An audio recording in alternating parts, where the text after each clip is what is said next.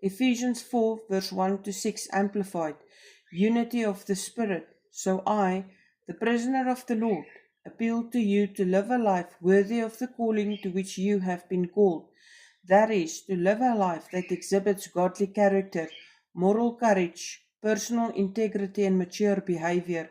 A life that expresses gratitude to God for your salvation, with all humility, forsaking self-righteousness and gentleness, maintaining self-control, with patience, bearing with one another in unselfish love.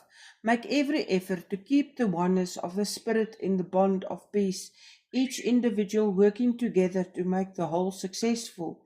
There is one body of believers and one Spirit, just as you were called to one hope when called to salvation, one Lord, one faith, one baptism, one God and Father of us all, who is sovereign over all and working through all and living in all.